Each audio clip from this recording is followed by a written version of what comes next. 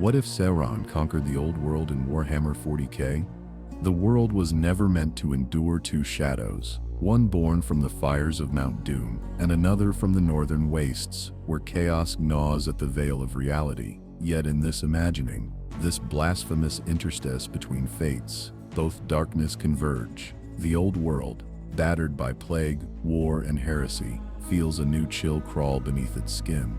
It begins as a whisper carried across the sea of claws, a story of a black-armored warlord whose gaze alone could burn the courage out of men. Sailors returning from doomed expeditions speak of his tower of obsidian rising from the gray waves like a wound in the world. Scholars of Altdorf scoff, claiming no such citadel could exist beyond their charts. Yet the smoke on the horizon tells another story. In this fractured world, where Sigmar's divine light flickers in temples thick with incense and doubt, where witch hunters hang heretics for merely dreaming of chaos, the coming of Sauron is more than heresy. It is apocalypse given shape. His servants spill from their vessels like shadows cast upon the sea, their tongues alien, their armor wrought with a fire unfamiliar even to the dwarfs of Karaz-Karak. Rumor bleeds faster than reason. In the taverns of Marienburg, men speak of a single black banner that devours the colors of all others. In Bretonnia, the ladies' knights claim omens of a second sun, red and watchful, hovering in their dreams. And in Sylvania, where dead things stir to songs older than men, even the vampires pause, tasting the air as if sensing a new predator. The world of Warhammer has always teetered on the brink, held together by prayer, pride, and ignorance. But if the Dark Lord of another world were to step upon its soil, his will an iron law forged beyond chaos and order alike, what would become of its fragile gods? Would Sigmar's hammer break upon his armor? Would the lady's grace falter before his eye? Or would the old world bend its knee, as it has done for so many conquerors before? This is not merely a tale of invasion. It is a meditation on will, corruption, and inevitability. For where Sauron walks, hope decays not by sword or spell, but by surrender. And if this vision of shadow and ruin stirs something within you, a curiosity for the old world's darkest what if, then stay with us. Lend your support by subscribing, by sharing these stories, so others may walk the same haunted roads with us. Every voice that joins ensures these histories, real or imagined, are not forgotten. Now let us descend into this alternate fate, where Sauron's will meets the chaos of the old world, and the world itself learns the meaning of dominion. The first to see it were the fishermen. They spoke of a darkness crawling across the horizon, not a storm, not the smoke of distant fire, but something thicker, heavier, as if the sky itself had begun to rot. Their voices carried through the taverns of Marienburg, drowned in laughter and ale, for sailors are known to conjure horrors when their nets come up empty. Yet, when dawn came, the sea brought truth. Charred planks, fragments of ships unknown to any port registry, drifted into the harbor, their timber blackened and blistered as though burned by fire that left no ash. The gulls would not touch them. In those days, Marienburg stood proud, the richest jewel of the empire's trade, a city of silver tongues and salt-stained hands. Its canals stank of commerce and sin. Its towers gleamed with coin bought at the cost of conscience. Here, men believed in profit, not prophecy. Even when the first refugees arrived, Bretonnian sailors with eyes wide as moons, muttering of a fleet that moved without oar or sail, no one listened. The merchant lords dismissed them with contempt, calling them cowards chased by fog and fever. Yet at night, the waters of the harbor glowed faintly red, and none could say why. The watch claimed it was phosphor from some spilled cargo. The priests of Sigmar muttered that Mor's Gate was stirring, and in the alehouses by the docks, an old salt named Reiner swore he had seen the truth. He said that far out upon the sea, beyond the reach of sun or sanity, a tower had risen from the waves, black as iron, alive with flame. Its light did not flicker like fire, but pulsed, steady, slow, like the heartbeat of a god. He said a voice called to him, low and commanding, and though he turned his ship to flee, the wind obeyed not him, but the will of that unseen eye. By the third night, the smoke was visible to all. It rose from beyond the western horizon, straight and unbroken, as if the sea itself had been wounded. The harbor priests gathered upon the quays to chant for protection, their candles trembling in the salt breeze. Merchants boarded up their counting houses, fearing pirates or worse. Yet the city's council, blind in their arrogance, refused to close the gates or summon the army. War was the Empire's business, not theirs, and the coffers of Marienburg depended on trade, not fear. Then came the ship. It arrived with the tide, drifting silent into port. No crew, no sail, no markings. Its hull was black, its deck lined with strange sigils that shimmered faintly in the torchlight, as though mocking translation. The first to board were dockhands and thieves, hoping for spoils. None returned. Those who watched from shore said they heard the sound of metal on metal, slow and rhythmic, like chains dragged across stone. Then a wind rose, foul and hot, carrying a scent of ash and blood, and the ship began to burn without flame. It turned to cinders before their eyes, collapsing into the sea, leaving only its anchor, still warm to the touch. After that, silence.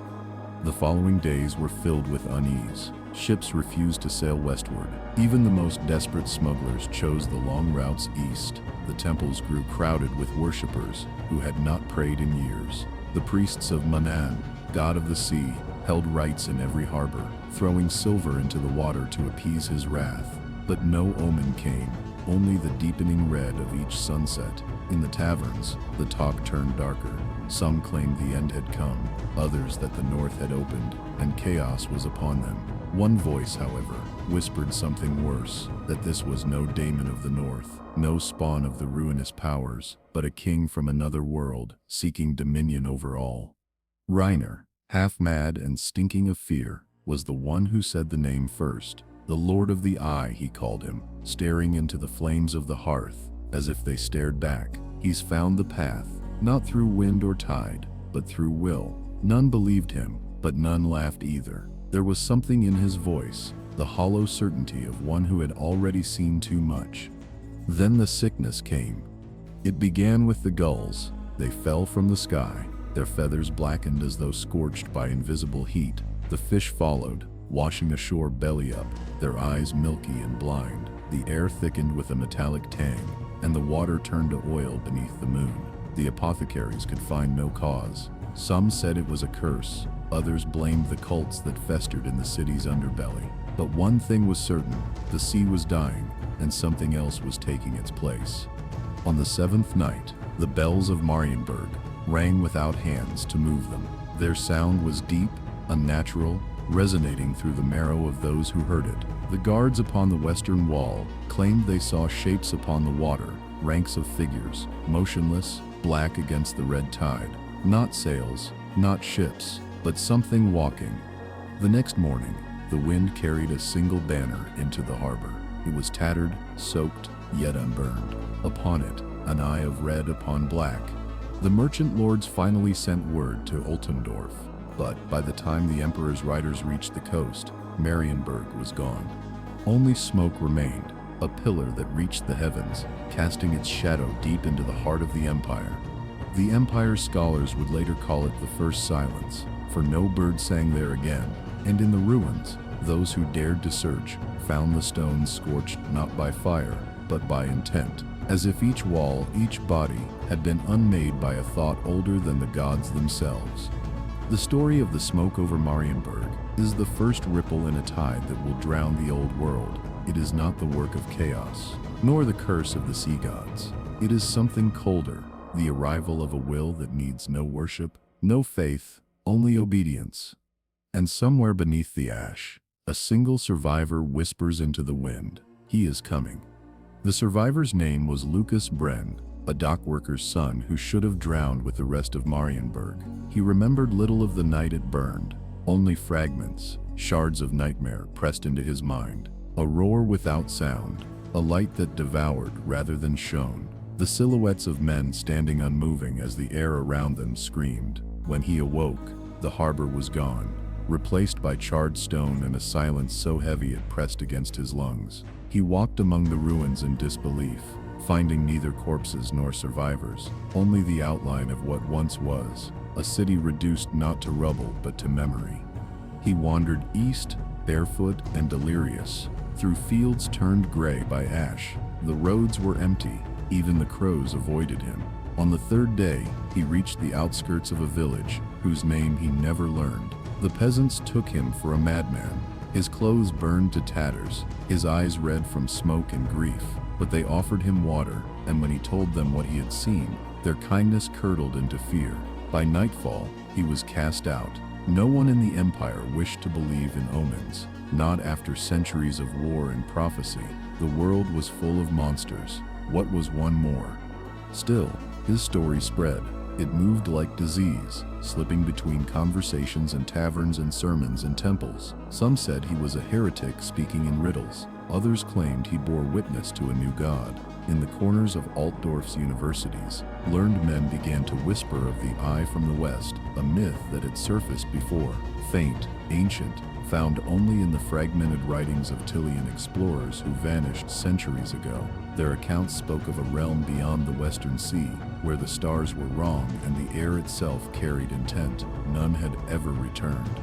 The Emperor's Council dismissed the rumors. Chaos was the enemy. Anything else was distraction. Yet something about the tale gnawed at the older men. That word, intent. In the north, the ruinous powers twisted the world through madness and corruption. But this sounded like domination by design. No daemon prince, no god-seeking worship. A will so focused that even the winds of magic bent around it. In the weeks that followed, the skies over Reichland dimmed. The sun set earlier each day, swallowed by haze that no wind dispersed. Crops yellowed, the river slowed, and dreams grew darker. Priests of Sigmar reported strange visitations, shadows gathering at the corners of their vision, whispering in tongues they did not know but somehow understood. One spoke of a voice that asked not for devotion, but for purpose. When he refused to listen, his heart stopped before dawn. Meanwhile, far to the west, the sea began to move. The fishermen of the wasteland, those who still dared the waters, described it as a wall rising from the horizon. Not waves, but tide-given will. Ships vanished without struggle, their lanterns snuffed out mid-breath. On the 13th day after Marienburg's fall, the first black sails were seen from the cliffs near Caron. Bretonnian scouts rode hard to warn their lords, but the sky broke before they reached the castle gates. At dusk, the horizon bled. The sea, once silver, turned to molten red, as if the sun itself were sinking into it. From that light emerged a fleet unlike any seen in the old world. Ships of iron and onyx, their hulls seamless, their masts crowned with flame that did not waver in the wind. They moved in perfect silence, cutting through the tide without ripple or wake. Upon each deck stood figures clad in armor darker than night, eyes burning faintly beneath their helms. They bore no banners save one, the Red Eye. The Bretonnian lords gathered their armies. Knights of the realm rode forth beneath banners of azure and gold, invoking the lady's blessing. The air shimmered as they prayed. The scent of lilies and incense filled the wind. Yet when they reached the shore, their prayers faltered. The invaders did not charge. They did not shout. They simply advanced, a wall of black steel and fire, their weapons gleaming with alien purpose. The first volley of arrows fell upon them like rain and burned to dust before they struck. The knights spurred forward, righteous fury in their hearts, but the ground itself betrayed them. The sand melted beneath their hooves, swallowing horse and rider alike in molten glass. Those who survived the first clash swore they saw no faces, no emotion, only eyes, countless, unblinking, reflecting the terror they themselves carried. By dawn, the coast belonged to the Dark Lord.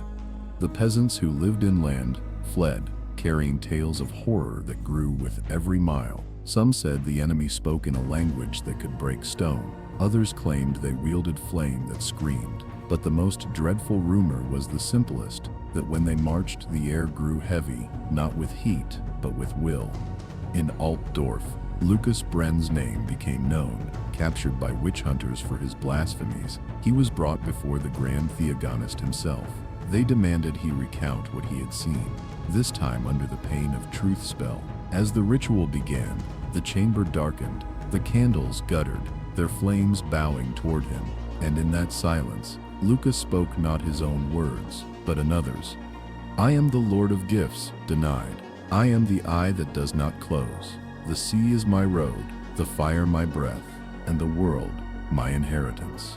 When the light returned, Lucas was gone. Only ash remained in the shape of a man kneeling.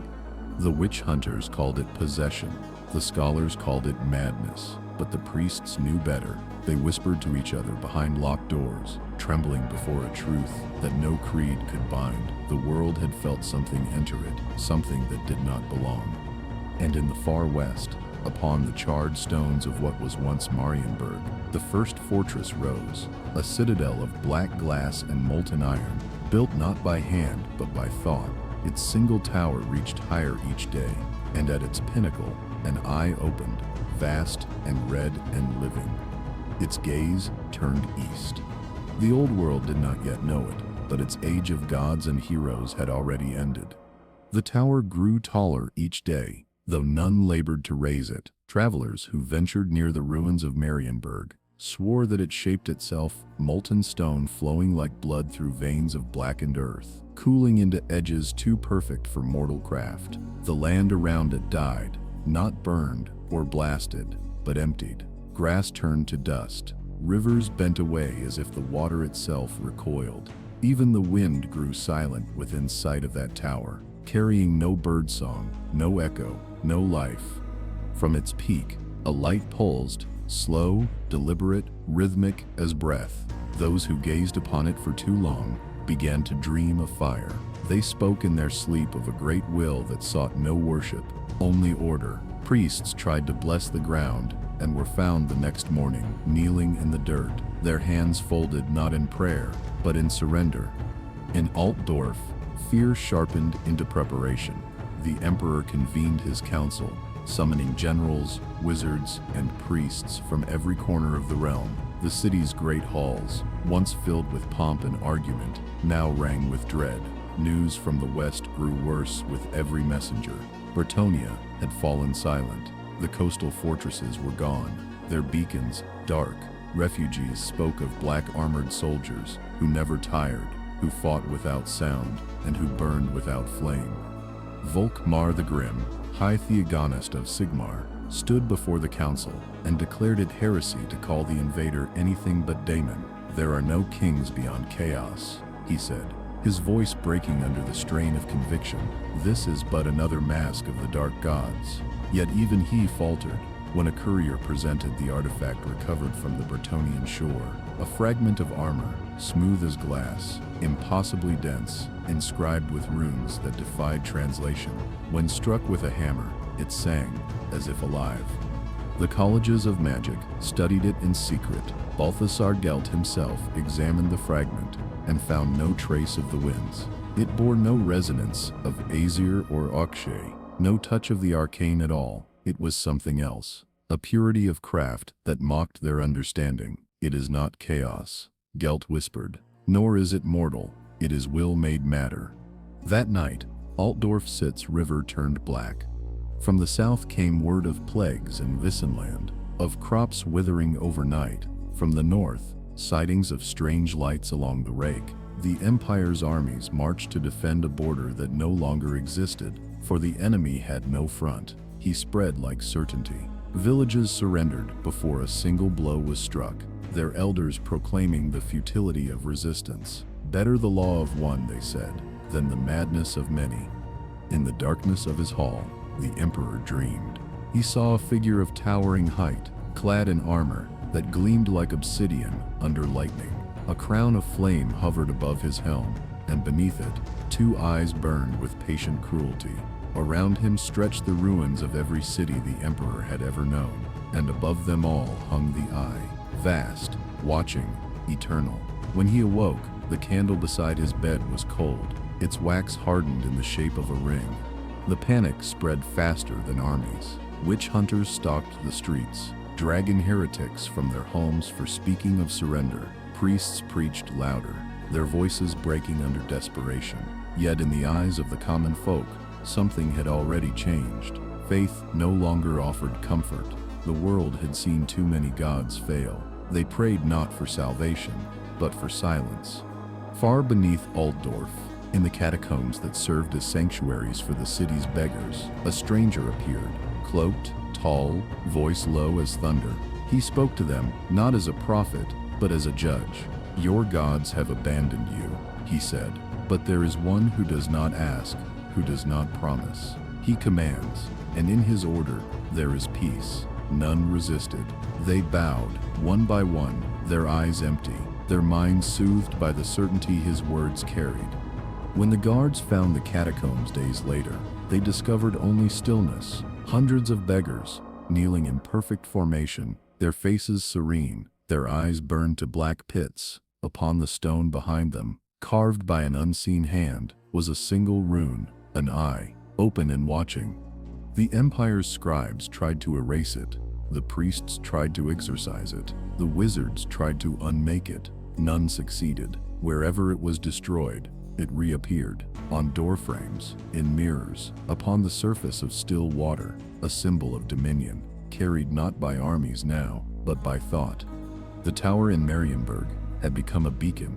Through it, the will of its master seeped into the land, bending it, shaping it, whispering into the hearts of men. And in the dungeons of Altdorf, Lucas Brenn stirred once more. He no longer remembered his name.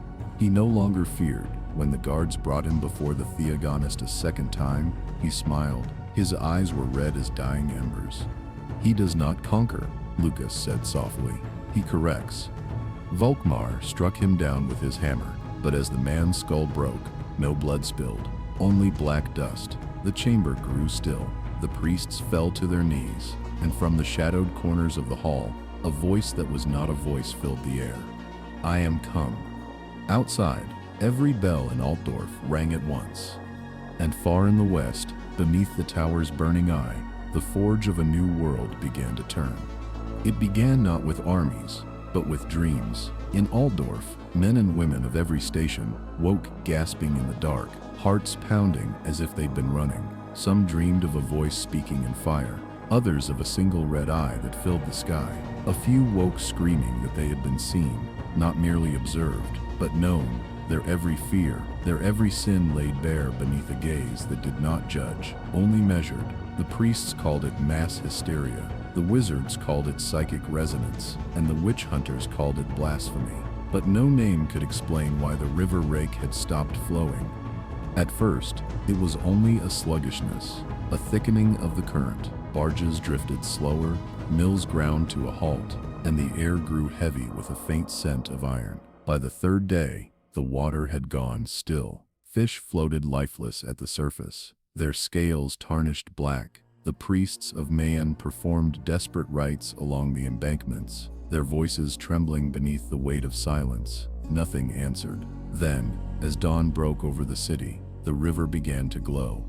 A red light seeped from its depths, dim at first, then brighter, until the water itself shimmered like molten glass. The people gathered along the quays in awe and terror, whispering prayers to gods who did not reply. The light pulsed once, twice, then steadied, mirroring the rhythm of a heartbeat. Every candle in the temples went out at once.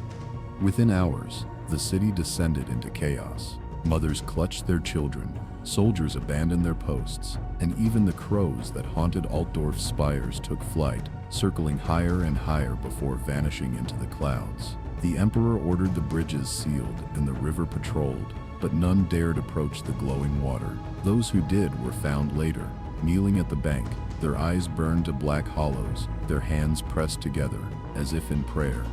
The College of Light convened in panic. Luther Huss, prophet of Sigmar, stormed through the doors of the Imperial Chapel, shouting that the end times had come. "The eye of wrath is upon us," he cried. Sigmar tests the faithful, but even his voice quavered, for the light in the river was not holy. It was cold, deliberate, and alive. That night, the Emperor himself walked the walls. Karl Franz, ever the pragmatist, was no stranger to omens, but this was different. The air itself seemed to watch him. The stars above flickered red, one by one, until only the moon remained, and even it bore a faint scar across its face, a line of crimson that pulsed like the river below. "We are being marked," Gelt whispered beside him. "Not by chaos, by intent." Intent. The word haunted the emperor long after he returned to his chamber. Intent was not madness, not the fickle cruelty of Daemons. It was focus, a will that moved with purpose. Far to the west, the pillar of smoke that had replaced Marienburg now glowed faintly at its core. Some claimed to see shapes within it, towers, gates, armies. Yet no scout sent toward it ever returned. The western road was gone, swallowed by unnatural mist. Only the sound of distant forges echoed through the night, as if the world itself were being reforged, piece by piece, under invisible hammers. The empire was fracturing. The elector counts argued whether to fight or fortify. Middenland called for holy war, Everland for retreat, Talabicland for silence. None could agree on what this invader was. The priests swore it was a Daemon prince, the scholars an ancient god reborn, and the common folk, who always know first what the learned feared to name, began to whisper a simpler word: king. A new king, a true king, the one who would end the endless wars, the corruption, the madness of nobles and gods alike. In the taverns, in the barracks, in the slums, that word spread like a hymn: king, the one who sees, the one who corrects. The witch hunters moved swiftly. Dozens were burned for speaking it aloud, their screams lighting the night. Yet even as their ashes fell, others took up the whisper: better the eye than chaos. Some said, better order than the pit. Within weeks, the cult was everywhere, nameless, silent, spreading like rot beneath the streets. They bore no symbols, wore no colors. They simply watched and waited. The emperor sent riders north to Middenheim, south to Averheim, east to Nuln, calling for unity. Few answered. Too many wars had scarred the land. Too many betrayals had dried the well of trust. Altdorf stood alone, ringed by fear and smoke. Then, on the 41st night after the fall of Marienburg, the eye opened above the city.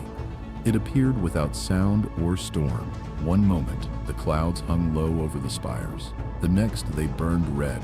A vast shape coalesced in the heavens. A single lidless eye of fire, gazing down upon Altdorf. It filled the sky, its light reflecting in every window, every mirror, every drop of still water. The people fell to their knees, some screaming, others weeping, most silent, transfixed by the enormity of it.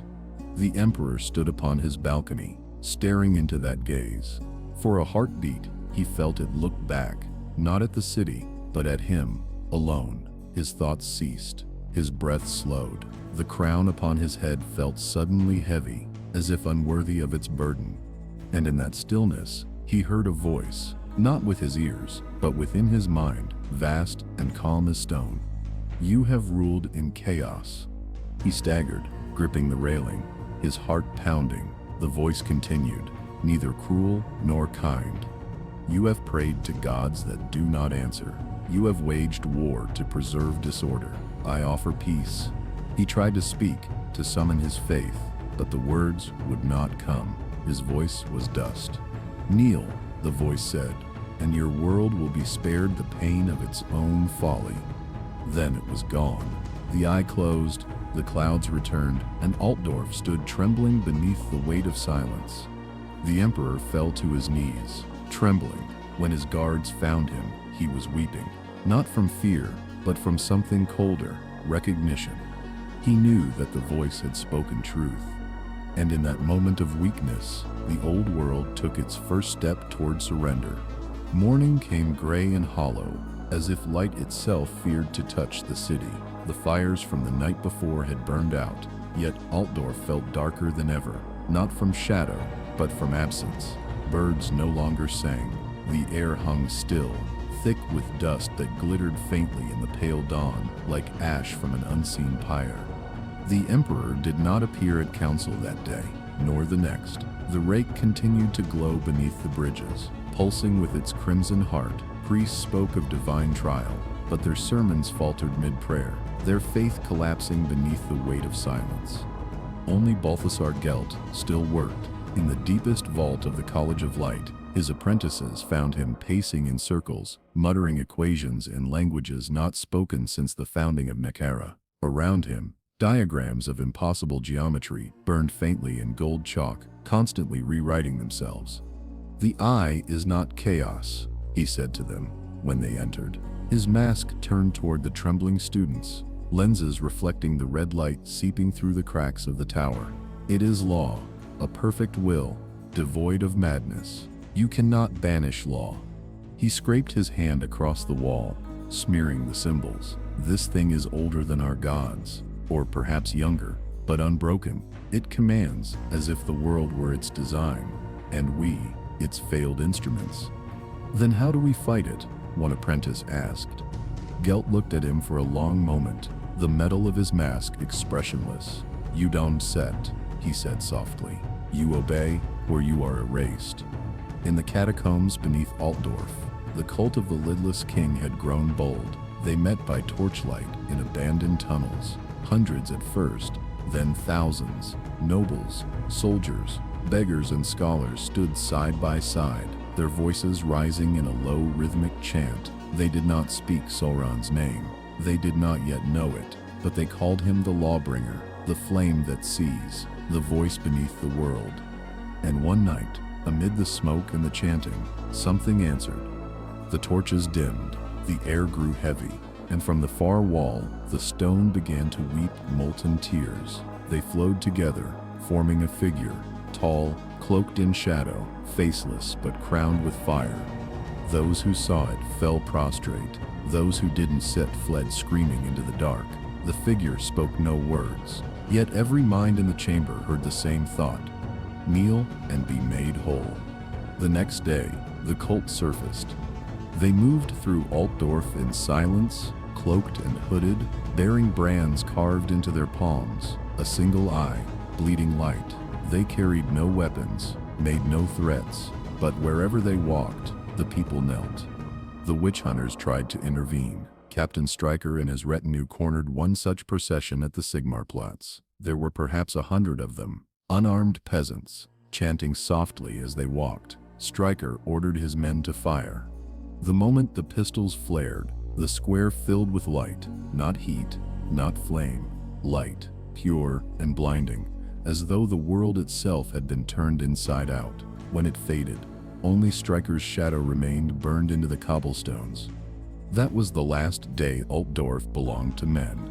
From the western wastes, black banners appeared on the horizon. Scouts reported shapes moving within the mist, tall figures in armor, unlike any forge had made, their blades red with reflected fire. No one could say how many, for the mists hid all distance, but the sound of their march carried across the Reichland plains like thunder beneath the earth. They came without drums or horns, an army of silence. Their standards bore a single symbol, the Eye, rendered in black iron and red enamel. When they reached the ruins of Marienburg, they did not stop. The city's ashes shifted, forming avenues, walls, gates. Stone rose from the soil like growing trees. Marienburg was being rebuilt, not as it was, but as it should have been. Perfect lines, symmetry, obedience. Within days, it was a fortress, vast, geometric, terrible, and at its heart, upon a spire of obsidian that pierced the clouds, a new fire burned. The Eye. From there, a voice spread across the winds, whispering in every tongue. There is no war, no chaos, no pain. There is only order. Serve it, and be remade. In Altdorf, the Emperor finally spoke again. His council gathered in silence as he emerged from the shadows of his chamber, pale and hollow-eyed. "I have seen the truth," he said quietly. "Sigmar does not speak. The gods are deaf. But something else listens. Something vast and clean." Gelt stepped forward. "You cannot mean—" "I mean salvation," Karl Franz interrupted. "Perhaps not for us, but for the world. The Eye offers peace. No daemon, no warlord, no chaos god has ever offered that."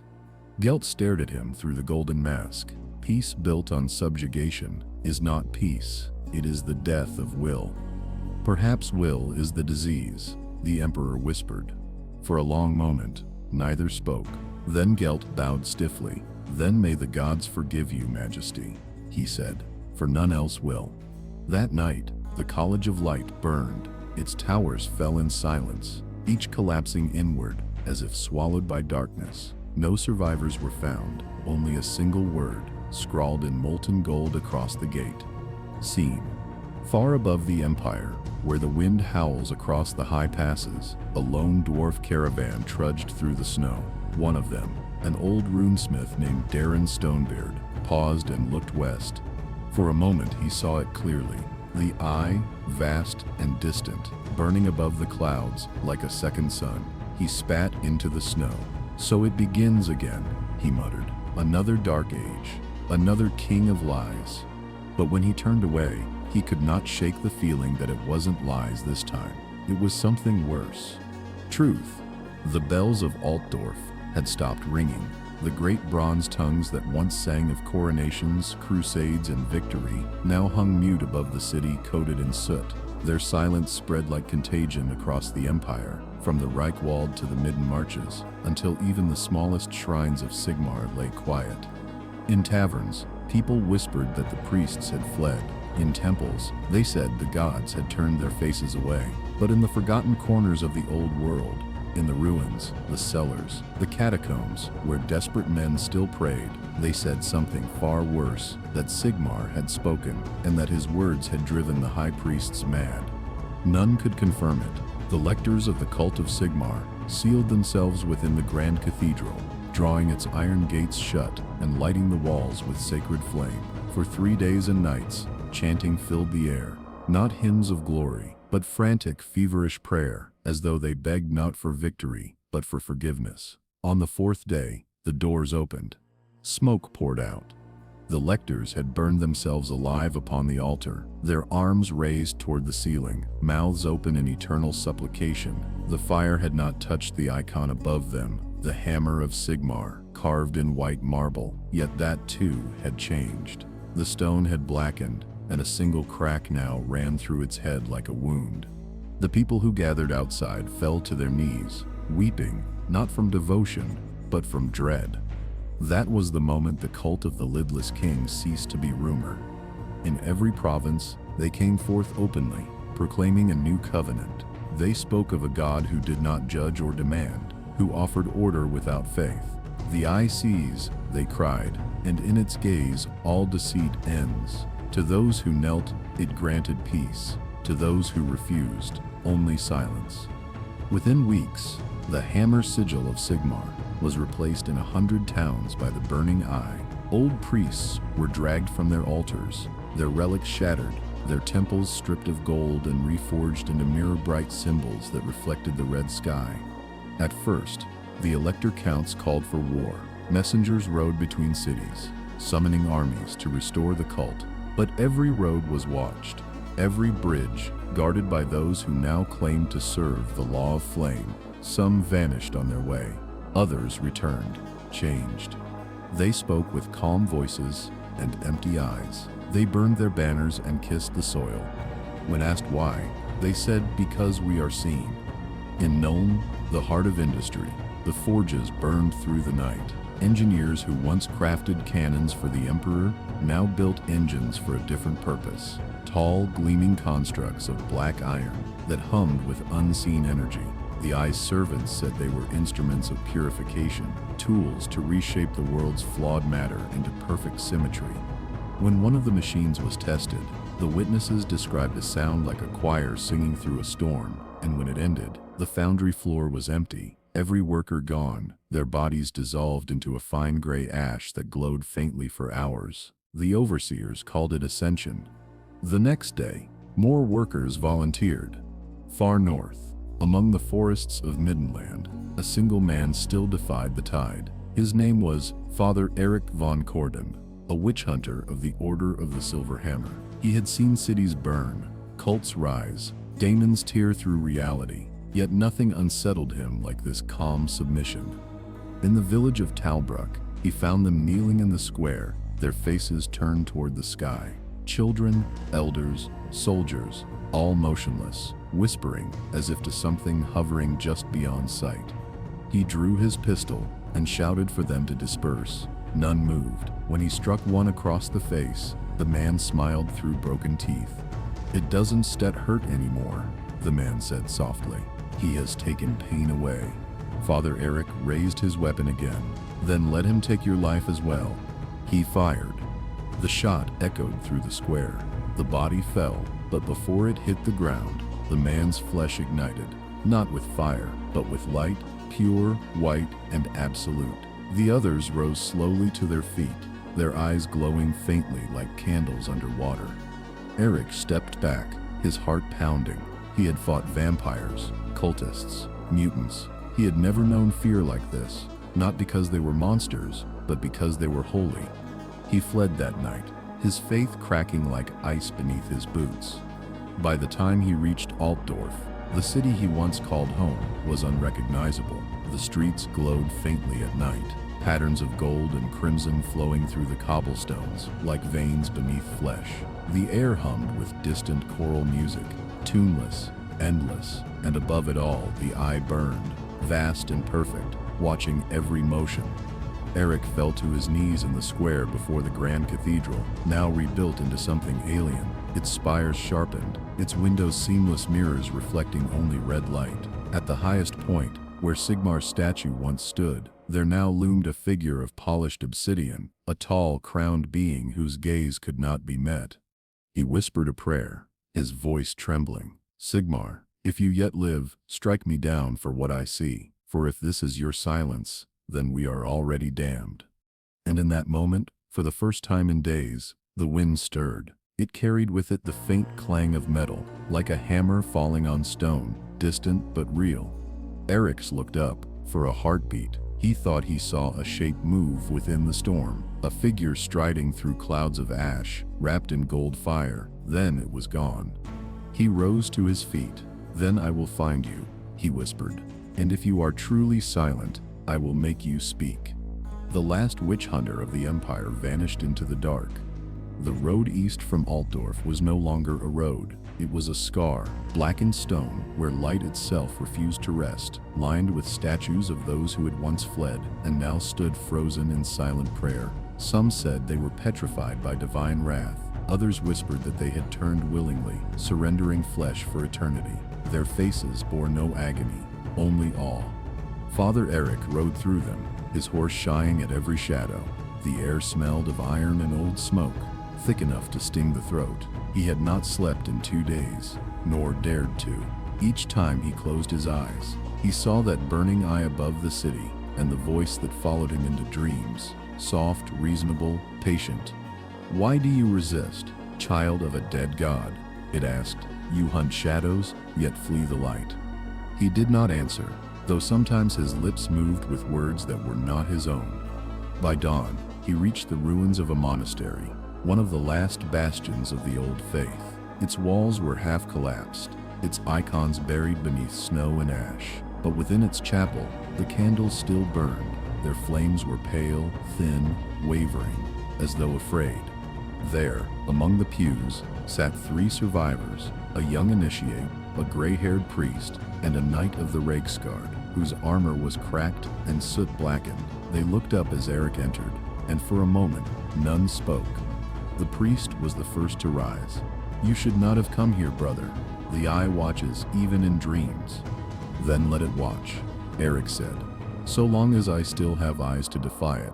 The knight laughed bitterly. Defy it? You sound like a fool. We are relics clinging to ghosts. Sigmar Sip's fire is gone. His priests are ashes. His empire kneels.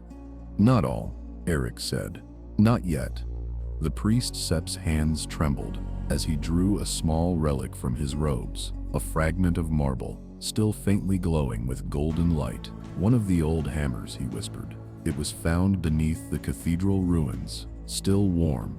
Perhaps he sleeps, not dead. The knight looked away. If he sleeps, then he dreams of our ruin. They argued, in hushed tones through the night, their words blending with the moaning of wind through broken walls. But as dawn bled over the horizon, something strange happened. The relic began to hum, softly at first, then rising, a single pure note that filled the chapel. The candles flickered, the air thickened, and then they heard it, a heartbeat, slow, deep, like thunder beneath the earth. The priest fell to his knees, tears in his eyes. He lives, he whispered. "Sigmar lives." Eric rose, hand on his pistol. "No, listen." The heartbeat grew louder, sharper, until it was no longer a pulse but a rhythm, mechanical, unyielding, precise. From outside, a red glow began to seep through the cracks in the walls. The knight looked toward the door. "They set found us." The doors exploded inward, not with fire, but with light. Figures stepped through, not Daemons, not men, but something between. Their armor gleamed like polished glass, every plate inscribed with the eye. Their movements were perfect, synchronized, soundless. Eric fired first. The shot struck one square in the chest. It didn't fall. It didn't even flinch. The knight charged, hammer raised, shouting Sigmar's name. His cry was cut short as a spear of red light impaled him mid-stride.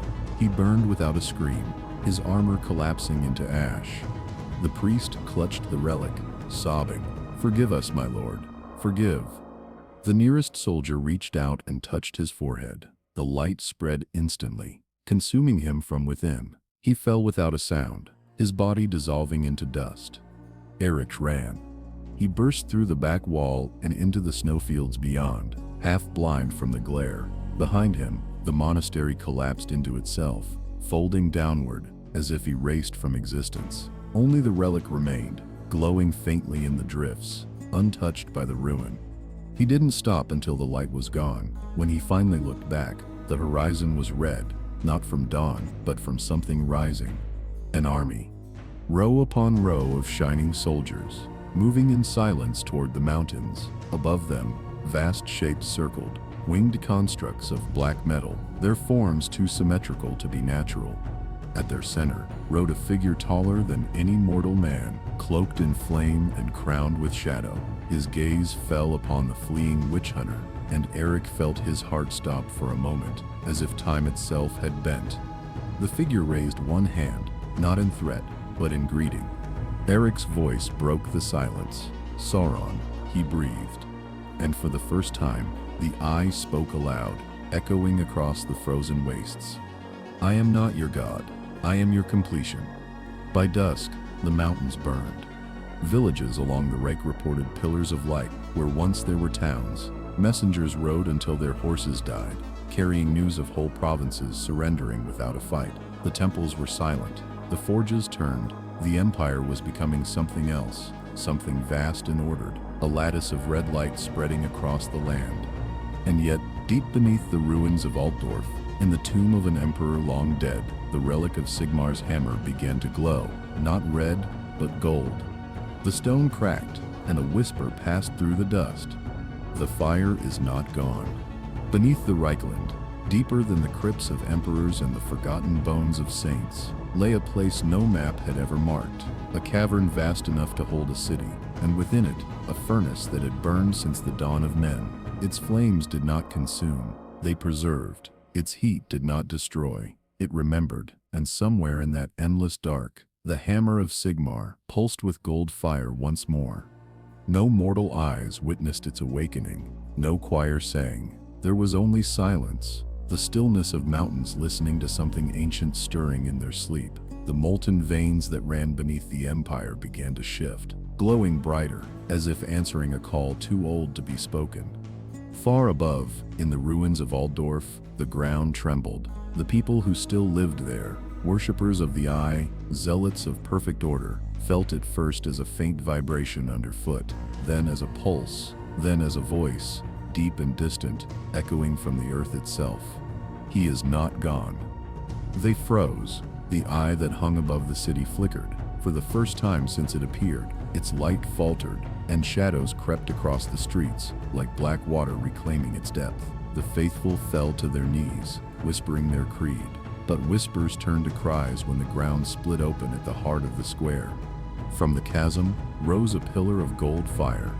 It took no shape, bore no form, and yet within its light there was the unmistakable outline of a man, broad, crowned, bearing a hammer forged of sunfire. The air itself bowed around him, bending under the weight of his return. For one heartbeat, the world remembered what it was to believe. Then the eye blazed brighter, as if enraged. The skies above Altdorf burned crimson. Lightning forked from cloud to cloud, each strike forming patterns too deliberate to be natural. Circles, spirals, and the eye itself, drawn in light across the heavens. From the fortress in Marienburg, Sauron's voice echoed, calm and terrible. So the dreamer stirs, let him wake and see what law has made of his creation. And with that, the ground closed again, swallowing the fire, but not extinguishing it. Beneath the world, the hammer still glowed. In the mountains of the south, the dwarfs of Karazakarak felt the tremors. Runes flared on ancient doors. The High King, Thorgrim Grudgebearer, sat upon his throne, watching as the Book of Grudges began to smoke, the runes on its pages shifting like molten metal. When the tremors ceased, he rose, his beard streaked with ash. "The world is breaking again," he said, "but not as it did before. This is shaping." His runesmiths agreed, though their voices trembled, for they could see the patterns forming in the rock, perfect and unnatural, as though a hand greater than any god carved the world anew. "Then we must remind it, who forged this stone," Thorgrim growled. The forges of Karazakarak roared to life. Hammers struck anvils in thunderous rhythm, echoing through the mountains like war drums. Deep within the forge temple, the runes of binding, words older than chaos itself, were recast, reforged into new shapes. The dwarfs had no illusions of victory, but they would not go quietly into perfection. For dwarfs, imperfection was life. In the deep swamps of Sylvania, beneath skies heavy with storm and blood, another presence stirred. The undead felt it, every corpse, every vampire, every restless ghost. Their necromantic bonds flickered, their eternal servitude interrupted by a voice they had not heard in ages. Nagash, the great necromancer, opened his eyes. His throne of bone trembled as the fire of the living world touched even his cold realm. He raised one skeletal hand, and the winds of death obeyed, swirling into the shape of 1,000 lost souls.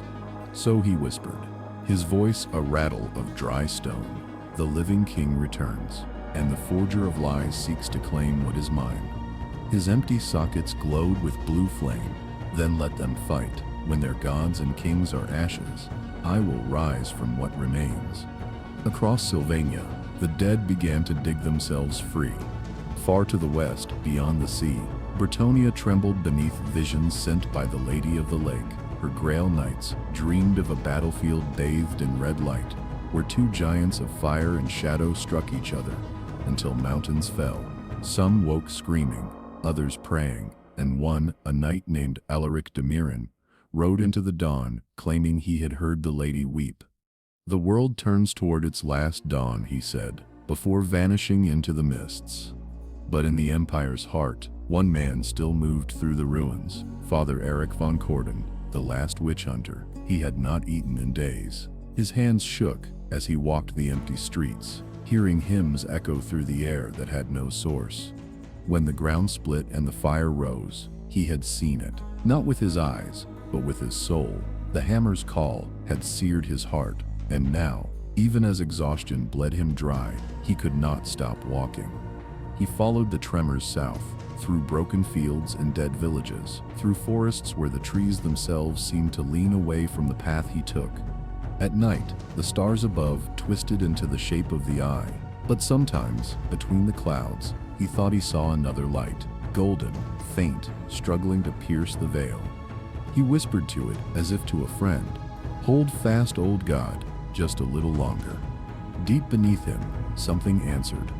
It was not a word, but a memory. The weight of a hammer, the warmth of sunlight on armor, the scent of iron and sweat and faith. A voice as old as empires spoke, distant and dim. "Then rise, child of men. The world has forgotten its fire," reminded. Eric fell to his knees, gasping, tears freezing on his face. For the first time in weeks, he felt hope. It was not triumphant. It was not victorious. It was fragile, flickering like a dying flame, but it was enough. He rose, took his pistol in one hand, his prayer book in the other, and began to walk toward the south, toward the fire beneath the world. Dawn came like a wound torn open. The sky was neither gold nor red. It was the color of molten iron, bleeding light over a world that no longer understood mourning. Where Altdorf once stood proud, now there stretched a landscape, sculpted by divine geometry. Avenues curved in impossible patterns, rivers ran in perfect arcs, and towers rose from the bones of the city like spears carved by mathematics itself. The eye hovered at the center of it all, its iris vast enough to swallow the sun. And beneath it, Sauron stood in silence. His armor glowed faintly, as if the world itself had become his forge. Around him, the priests of the Eye knelt in concentric rings, murmuring the litany of perfect form, a prayer that bent the air into symmetry. Their voices merged, becoming one sustained tone that vibrated through every stone, every skull, every drop of blood in the soil. It was no longer worship. It was obedience made pure. Yet even as he stood amidst this perfection, Sauron's gaze turned inward. He saw, for the first time since his coming, something that disturbed him. The fire beneath the world. He had felt it now, faint, defiant, imperfect. Not chaos, not death, not divinity, but something else entirely. Creation. The kind that disobeys its master. The sound reached him, faint, rhythmic, like hammer on anvil. He turned, and the eye above shuddered. Who dares forge in my dominion? The priests froze, their chants breaking mid-note. The sound died, and silence swallowed the city whole. Then came another strike, distant, but impossibly clear. Clang. The air rippled, the geometry warped. Another. Clang. This time, buildings cracked, statues turned to ash. The eye flared, its iris narrowing to a point of white flame. The earth beneath Sauron's feet split, and for a moment he saw it, far below the crust of the world, through rivers of magma and bone, and time itself, a forge, radiant and impossible, built not of stone or steel, but of memory. And within it, a figure stood. Broad shoulders, golden beard, hammer raised, not Sigmar in his divine form, but the idea of him, the man, the myth, the defiance of creation. Sauron whispered, almost in reverence, "You survived." And deep below, the figure turned its head. It did not speak, it simply struck again. Clang. The sound exploded upward, shattering the eye. Light, blinding, furious, alive, burst through the city like a tidal wave. The priests screamed as their flesh crystallized, their perfect symmetry fracturing into infinite shards. The towers bent, the rivers boiled. Sauron raised his hand, summoning the will of order to contain it, but for the first time it resisted him. The hammer struck again. Clang. This time he felt pain, real pain. His armor flared white, his will faltered. The golden fire tore through the geometry he had built, unraveling the perfect lattice of the eye. Through the storm of light and ruin, a voice, not a god sits, not a man sits, but the echo of a memory, filled the world. You made law from fear. I made faith from pain. Sauron staggered. For a heartbeat, the fire of his being, the absolute, unbending logic that sustained him, wavered. He looked into the light, and for the first time in ages, he saw not weakness, but freedom. Then he roared, and the roar became a storm. Across the empire, reality tore, mountains bled rivers of gold. The sky fractured like glass. Men and monsters alike fell to their knees, caught between two divine wills colliding beneath their feet, the fire of creation and the eye of order. In Karaz-Karak, Thorgrim's runes ignited one by one, the power of the ancient forge surging through dwarfkind. In Sylvania, Nagash lifted his staff, harnessing the death winds that screamed between both powers. In Ulthuan, the mage lords of the White Tower saw the stars bend out of alignment, their constellations rewritten. Every race, every soul felt it. The choice: order without life, or life without perfection. Father Eric reached the edge of the fissure south of Altdorf, just as the sky split open. He saw the golden fire clash with the red eye, each flare carving wounds across the firmament. He dropped to his knees and whispered through cracked lips, "Sigmar, if you still remember mercy, show it now." The wind howled, the fire brightened, and in that impossible, blinding instant, the hammer fell once more. Clang! The eye screamed.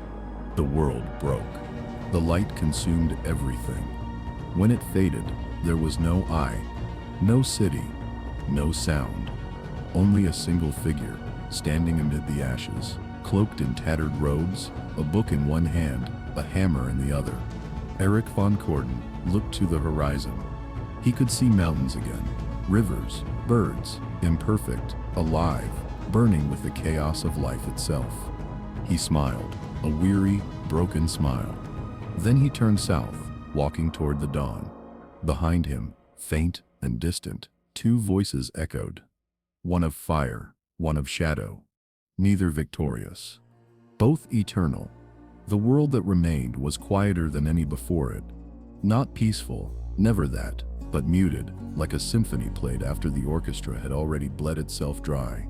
From the shattered spires of Altdorf to the flooded ruins of Marienburg, the old world breathed again. Shallow, uneven, uncertain. The eye was gone, but its scars cut deep into the bones of the land. Rivers curved unnaturally, where Sauron's geometry had once dictated flow. Trees grew in spirals that reached toward nothing, and the wind still carried the scent of metal and ash. The survivors called it the Age of Mirrors, not for vanity, but because the sky itself reflected what it saw: grief, hunger, awe. At night, clouds twisted into shapes of remembrance, faces of the dead, lost gods, forgotten kings. The scholars of Nuln dared whisper that the heavens themselves were trying to recall what reality had once been before the eye, before the fire beneath the world, before perfection had almost replaced life. And through it all, a single man walked the ruins. Eric von Corden, once priest, now wanderer. He carried the hammer that had survived the light, bound in cloth, never drawn. His other hand clutched the Book of Unbinding, its pages half burned and half empty, as if the world itself had begun rewriting its own scripture. He walked alone through dead fields and hollow towns, where peasants rebuilt walls from broken idols. Some worshipped him, whispering the hammer returned. Others cursed him as the one who shattered the eye. He accepted both. In a world built on extremes, he had learned that truth was never pure, only endured. Far in the north, where the chaos wastes began to thaw, the remnants of Sauron's armies stirred. Their master's fall had not undone them, rather it had hollowed them. Orks with eyes of silver roamed aimlessly through tundras that no longer obeyed direction. Elves once turned by the eye now wept under moonlight, seeing reflection instead of command. Among them moved whispers, not of Sauron's name, but of his return. The eye had closed, they said, but its pupil still lingered beneath the crust of the world, waiting for sight again. And somewhere deep beneath the black mountains, a forge still burned, faintly, endlessly, where no hand swung a hammer. The sound was gone, but the rhythm remained, carried in the heartbeat of the earth. Erich came at last to the banks of the Reich, where once stood the bridge to Altdorf's western gate. There was no bridge now, only the bones of stone jutting from the water, like the ribs of a drowned god. He sat among them, watching the reflection of the world twist in the current. He thought of Sigmar, of faith made flesh, of men who built cathedrals from their own fear. He thought of Sauron, of order without mercy, of a world made perfect and dead. And he wondered, not for the first time, whether either had been right. In the fading sun, his reflection changed. Not the face of a man, but the faint shimmer of a crown, one made not of gold or iron, but flame. It vanished when he blinked. He whispered to the wind, "If gods still dream, may they wake kindly." The wind answered with silence. Only the river spoke, in the language of water and ghosts. Southward he went, to lands untouched by the eye, or so the stories claimed. Bretonia, once a realm of knights and saints, now lay in mourning. The Lady of the Lake no longer spoke to her chosen. The Grail itself had dimmed, its light swallowed by the memory of that great clash of fires. Yet in one ruined chapel near Paravon, A lone knight still kept vigil. His armor bore the sigil of a broken chalice. His blade rusted but sharp enough to bleed belief. When Eric approached, the knight rose, helmet beneath his arm. "You walk with the hammer," he said, "and the hammer broke the world." Eric nodded. "Then let me bear its weight." The knight regarded him for a long moment, eyes hollow but not cruel. "The lady is silent, the gods are ash. What faith remains?" Eric looked past him, toward the gray horizon, where the wind stirred banners of forgotten wars, the kind that doesn't sit need an answer. The knight said nothing more. He sheathed his sword and knelt, not in worship, but in exhaustion. And for the first time in his long wandering, Eric felt the faint warmth of hope, the fragile kind that blooms only in ruin. Above them, unseen, the stars rearranged themselves, not by hand or spell, but by choice. Constellations shifting like memory returning to a body long dead. The heavens no longer mirrored perfection. They reflected something older, something human. In the ruins of the world, the first imperfect dawn rose again. The days that followed blurred into one another, not through peace, but through repetition. The world began to rebuild itself, not with grand miracles or divine signs, but through the smallest of stubborn acts. Fields were sown again, though the soil still trembled from old sorcery. Fires were lit, not in temples, but in homes, warming hands instead of altars. Men and women sang old songs, broken in melody, but not in memory. The empire's banners no longer flew from marble towers. Those had crumbled, but from makeshift poles driven into mud, each one stitched from what cloth remained, faded and torn, yet fluttering in the same stubborn wind. For the first time in centuries, no god watched them, no eye, no hammer, no lady. And the old world, for all its scars, was more alive than it had ever been. One night, as rain fell upon the ruins of Talifheim, Eric von Corden found shelter in what had once been a chapel to Mor. Its roof was gone, its altar shattered, but the air was still thick with the scent of incense and death lilies. He sat there for hours, the hammer resting beside him, the book of unbinding open on his knees. The pages were no longer blank. In the faint glow of lightning, new words had begun to write themselves, not in ink, but in light, like memories being remembered by the world itself. He read them slowly, lips moving, as though reciting a prayer. The eye is gone, but the gaze remains. The fire sleeps, but the forge still hums. Order and chaos are names, nothing more. The world is neither perfect nor damned. It endures, and that is enough. The words shimmered once, then faded, leaving the page clean again. He smiled, softly, then so be it. He rose, took the hammer in both hands, and stepped out into the storm. The night was heavy, the rain unrelenting, but across the horizon he saw them, lights, lanterns, hundreds of them, swaying through the dark. At first he thought it was a vision, or the ghosts of men long gone, but then he heard the sound, not marching, but singing. Peasants, soldiers, priests, dwarfs, even elves, the remnants of every race and creed, walked together through the rain, carrying what fire they could. Some bore banners, some carried tools, others simply followed, not knowing where they were going, only that they refused to stop. When they saw him, they halted. The nearest among them, a child wrapped in her father Sip's cloak, pointed and whispered, "The man with the hammer." The words spread like a spark through the crowd. Heads bowed, not in worship, in recognition. Eric looked upon them, soaked and shivering and alive. He felt no holiness, no divine calling, only the ache of a world learning to live again. He raised the hammer, not as a weapon, but as a sign. "Not gods," he said softly, his voice carried by the storm. "Not lords, not eyes in the sky, only us, and the will to endure." For a heartbeat, the rain seemed to still, the wind fell quiet. Then, one by one, the lanterns were lifted higher, hundreds of small lights against a broken sky. The storm did not end, but it glowed brighter for them. And somewhere far away, deep in the ruins of Altdorf, the cracked stones trembled. Beneath them, Where Sauron's geometry had once cut the bedrock clean, moss began to grow again. Imperfect, uneven, alive. Eric turned north, toward the mountains. There, beyond the horizon, the aurora shimmered faintly, not red nor gold, but the soft blue of possibility.